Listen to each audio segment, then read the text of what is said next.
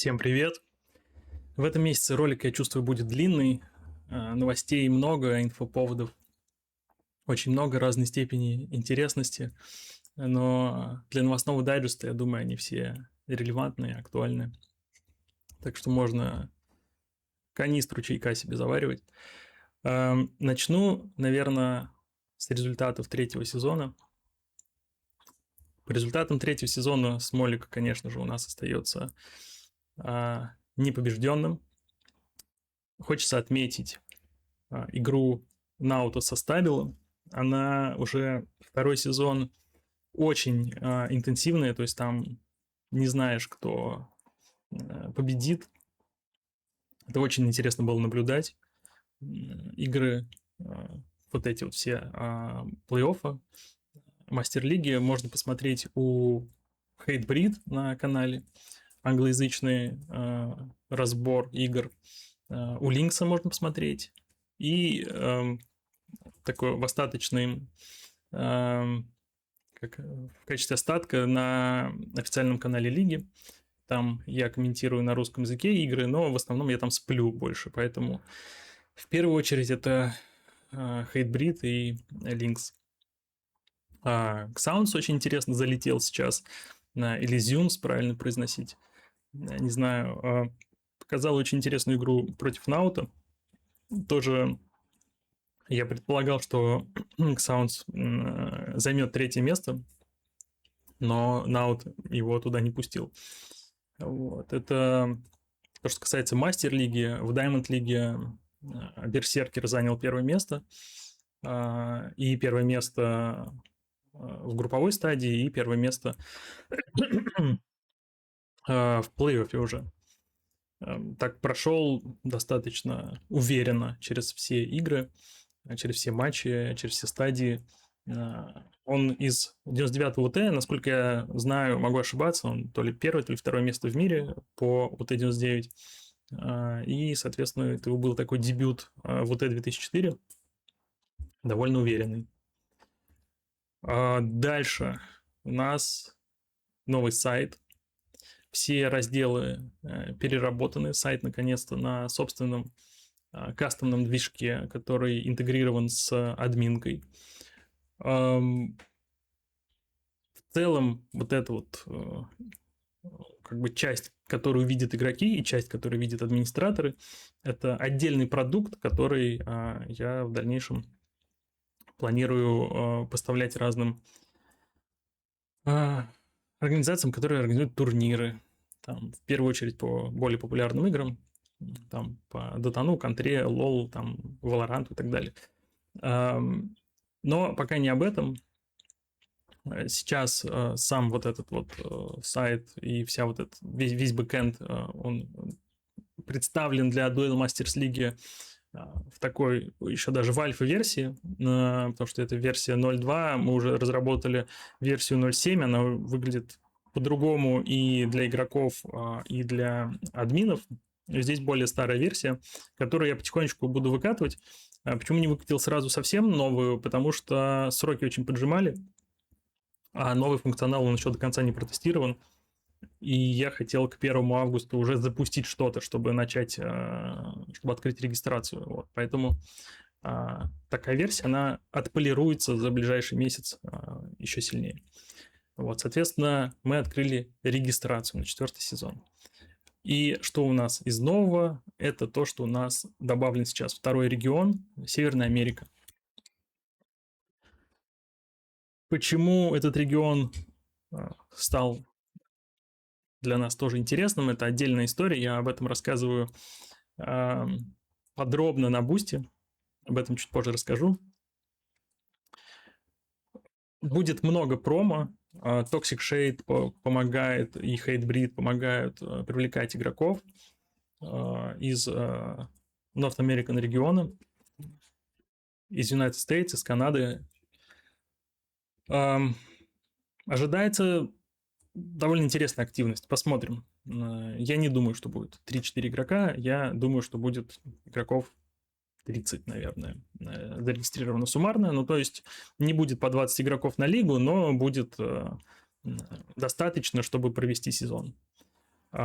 И это такой экспериментальный пока 4-й сезон в качестве североамериканского региона. Это немножко про эксперимент, потому что хотелось бы сделать совместную лигу. Есть определенные технические ограничения, сложности, естественно, там с пингом связаны, с серверами, чтобы замотивировать в том числе и наших топовых игроков, там, Бугати, Верн, Смолик, чтобы для них было более интересное competition, чтобы они залетели в лигу. Смолик красавец как бы залетает, но остальные ребята не играют, потому что особо не видят для себя какого-то смысла. Для них мало компетитив составляющей. Соответственно, я вот с ними это все обсуждал, и поэтому в том числе хочется пригласить топовых игроков посоперничать с нашими топовыми игроками, топовых игроков американских. Вот. И поэтому сначала делаем раздельные лиги, посмотрим, как оно пройдет, потом, может быть, сделаем совместную историю. Что есть дальше на сайте? Во-первых, конечно же, блок поддержки. Поддержка нам пиздец как нужна. Пиздец как нужна поддержка, пацаны. Просто обязательно обратите на это внимание. Все для этого есть. Есть Boosty, Donation Alerts, Российский банк, всякая крипта, все что угодно. Сейчас на этом заостряться не буду. Дальше у нас есть новый блок регистрации, в котором, во-первых, можно сразу выбрать регион, куда ты регистрируешься, и сразу видно, сколько игроков в ростере. Это все попадает в админку, да, после регистрации. В админке я апрувлю, и заявка попадает в ростер. Плюс в админке я могу подправить лигу, подправить регион, там что-то еще, потом про админку отдельно расскажу. Добавлено очень много legal дисклеймеров повсюду. По части intellectual property, эпиков, вот отдельно есть раздел legal с набором документов, то, что касается карт, там очень много всего. Это можно потом отдельно поизучать. Все-таки мы имеем дело с американским регионом, где все с этим строго. В общем-то, везде все с этим строго.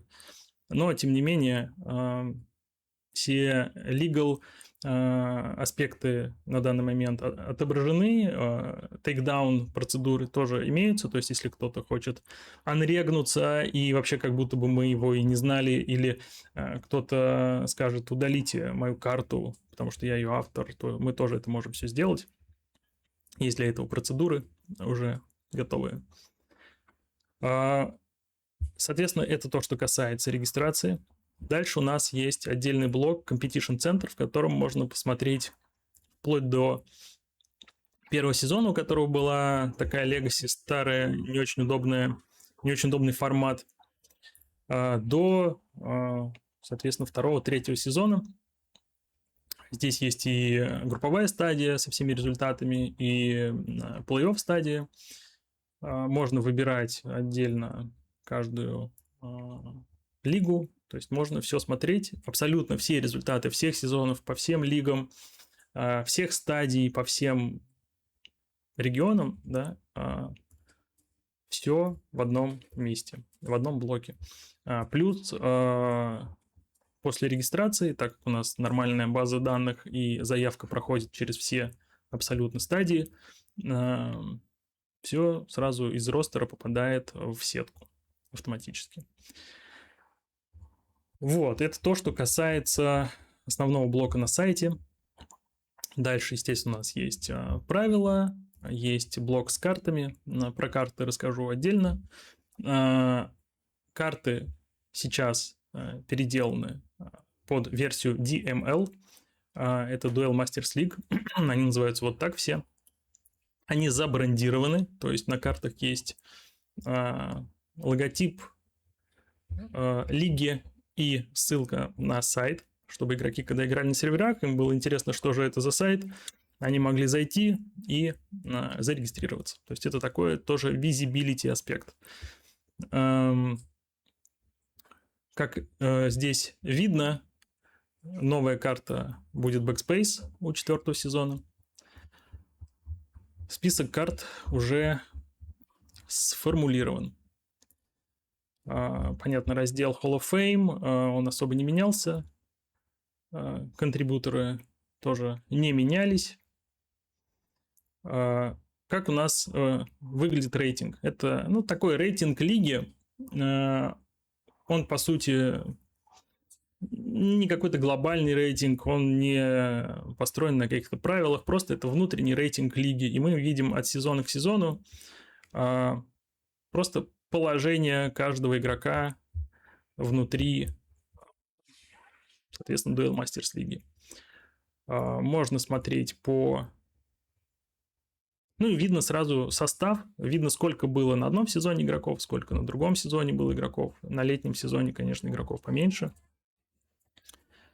Очень удобно просто смотреть, сравнивать. Есть такая длинная портянка со всеми игроками. Вот. Блок статистики также присутствует на месте. Можно смотреть статистику по любым срезам всех сыгранных игр. Сейчас там уже 2003 игры. Все данные по 2-3 сезону в статистику залиты уже. Расскажу, кстати, важный момент, который здесь сейчас отсутствует. Это раздел, посвященный матчмейкеру. Алькачофо, правильно произносить Алькачофо, не Алькахофо. Алькачофо сделал довольно много уже по развитию этого инструмента. Я сейчас немножко заострю внимание на нем. Так вот, я надеюсь, видно. Во-первых, первое, что мы сделали... Тут мои игры. Что мы сделали? Мы с командой отдали Алькачофу все данные о 2000 игр, сыгранных на лиге, начиная чуть ли там не с 1-го сезона. Эти данные были, опять же, из статистики, инструмент статистики, вот Stats, собственно, вот вся база данных была передана Алькачофу, и он эти данные все загрузил сюда. Здесь, есть определенные такие консерны у меня, да, то есть игроки, которые принадлежат тому или иному, той или иной лиге, стартуют с разных позиций, а новые игроки стартуют с низких позиций. Соответственно, если ты Diamond, и у тебя, например, хотя бы там 5 игр записано, и твои данные импортировались, то ты начинаешь с рейтинга 1350, и ты можешь, например, проиграть 5 игр, и ты упадешь с 1350, там, не знаю, на 1300. А если ты не импортированный по тебе данные, то ты начинаешь снизу. Я, собственно, сам по себе это протестировал. Соответственно, я выиграл 15 игр, проиграл 3, но я попросил удалить обо мне все данные предыдущие. У меня был рейтинг, где-то там выше, потому что я в любом случае с Diamond стартую. Вот. И получается, мне нужно, чтобы здесь было много Diamond и выше игроков, чтобы я мог с ними играть, и чтобы я вернулся обратно на свой уровень. И так как сейчас здесь игроков мало, там Diamond игроков там условно 3 или там 5 сейчас вот снова прибывшими, да, из Gold, то это довольно сложно сделать, как-то себе организовывать матчи. Поэтому, матчмейкер как бы стал пользоваться популярностью, но не настолько большой, как это хотелось бы, чтобы эта вся история жила. Вот, поэтому Алькачев сделал следующее. Сейчас вот у него в разработке еще, скажем так, два программных продукта, микропродукта. Значит, первый – это инструмент, который позволяет открыть свой сервер 2 кнопками буквально. Просто очень легко развернуть свой собственный сервер. это вот та история, которую он сделал, чтобы игроки могли поднимать свои сервера. И написал мутатор, который позволяет не иметь вот эту тулзу, а просто играть на сервере, на котором есть мутатор матчмейкер, и результат сразу же будет отправляться в рейтинг. Вот. Это очень прикольно. Если там Mate, Nicer, Mushroom поставят этот мутатор, например, на свои сервера, то все игры, которые будут на них происходить, будут сразу отправляться в матчмейкер. Вот, и никому не надо будет здесь что-то нажимать, там, find match, там, и так далее. Все будет автоматически, это будет супер удобно. Так что, ребят, если вы смотрите это, пообщайтесь с Алькачёфом на предмет установки мутатора на свои сервера. Вот. Потому что иначе эта штука так и останется супер такой нишевой. Здесь будет там 10 игроков играть периодически, ну, может быть, 20, и все. И это будет далеко от релевантного рейтинга. То есть мне, например, играть, ну, практически не с кем, чтобы подниматься обратно, так как я удалил все свои данные. Вот, это то, что касается матчмейкера.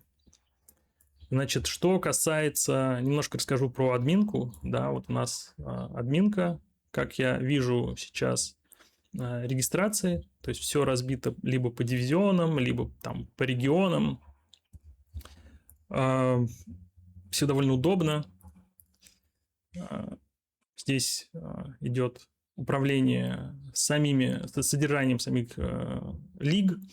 То есть тут пока вот мало функционала я демонстрирую, его на самом деле, ну, наверное, раза в 3 больше. То есть у меня в финальной версии здесь 12 окон, которые позволяют конфигурировать разные турниры там, под разные игры и так далее. Но вот пока это выглядит примерно так. Вот просто показываю, потому что игроки это другим образом и не увидят. Просто так, ради интереса. И из-за того, что мы сейчас очень активно работаем над разработкой всей этой движухи, я пока не знаю насчет однодневных турбокапов, которые я обещал в августе. Потому что задумка, кроме лиги самой, сезонной такой крупного мероприятия, это проводить еженедельные турниры. Это очень другой прикольный вовлекающий формат, который как раз сильным игрокам даже более интересен, чем лига. И хотелось бы сделать еженедельную серию, да, которую, ну, как EGB, например, там 250 FPS, EGB, там EGB капы, не знаю уже какие там 60, 70 идут подряд. Хотел сделать то же самое, но для этого нужны ресурсы. Ресурсы ограничены, и эти ограниченные ресурсы сейчас работают над разработкой и полировкой админки, и доведение до ума тех вещей, которые вот сейчас уже видны. Вот, поэтому по турнирам в августе посмотрим. Будет время – проведем. Не будет – не проведем. Но цель, как такая secondary цель, как в Delta Force, это создание серии ежедневных турниров. Еженедельных турниров. Это требует определенного подхода, так что welcome на Boosty, бустить еженедельные турниры. Дальше, раз уж я заговорил про Boosty, да, есть еще небольшой промо-сайт того, как работает сам продукт, который является и админкой, и частью для игроков, но здесь сюда пока можно особо не смотреть, потому что я его переделаю, и здесь будет прям видно, в каком виде продукт есть. Вот примерно через 2-3 недельки здесь прям появится уже нормальная такая история. Можно будет это переиспользовать на каких-то других турнирах, лигах и так далее. Значит, про Boosty. Очень интересная история нас ждет. Ну, во-первых, то, что Boosty теперь по-другому выглядит, это очевидно. Здесь можно посмотреть, почитать. Здесь есть два формата поддержки. DML Insight — это ролики ежемесячные, такие, которые не хотелось бы просто на Ютубе об этом что-то вещать. Это какие-то скандалы, интриги, расследования и прочее. Как я, в общем, сказал вот в этом ролике, что для меня подход к спорту, к киберспорту, он больше такой чистый, да, то есть чистый спорт. Остальное — это какая-то шелуха, какая-то хрень. Но я понимаю все равно, что комьюнити любит очень околоспортивную какую-то движню, какие-то разборки, какие-то разделение комьюнити на два лагеря, там какие-то истерики, какие-то эмоции и прочее, прочее. Вот, поэтому специально, да, для комьюнити есть разбор каких-то таких вещей, свое личное мнение. Оно субъективно, но оно имеется. Так просто на Ютубе я не думаю, что это нужно, потому что это сместит фокус собственно, с самой лиги, самого формата, с игр, с результатов, со всей вот этой истории, с того, как это все развивается, на какие-то непонятный детский сад. Вот. Но детский сад все равно нужен. Вот. Чтобы было визибилити, неважно, причем там он основан на каких-то позитивных вещах или на негативных вещах, вообще неважно. Главное, что это людей вовлекает так или иначе. Вот, соответственно, доступ к этим роликам есть через единичную и одноразовую поддержку, либо через подписку. Вот, в любом случае, здесь подписка и поддержка, она не для того, чтобы это все, эти плюшки получать, а просто, чтобы нас поддерживать. И второй способ – это Roundtable. Условно, это такой формат, когда мы все созваниваемся с людьми, которые поддержали. Я делюсь планами на лигу, планами на какие-то события, рассказываю о каких-то проблемах, там, может быть, о чем-то советуюсь. В общем, чтобы в такой раундтейбл попасть, можно попасть через вот эту вот точку входа. Вот, я думаю, это все. Кстати, получилось не так уж и долго. Я думал, что будет дольше. Ну да, можно посмотреть на русский перевод, но он тут не до конца русифицирован, и на арабскую версию сайта тоже довольно интересно все это выглядит. Так что welcome в Duel Masters League, 4-й сезон. Смотрите ролик-разбор на Бусти. И все. Хорошего всем дня, пока.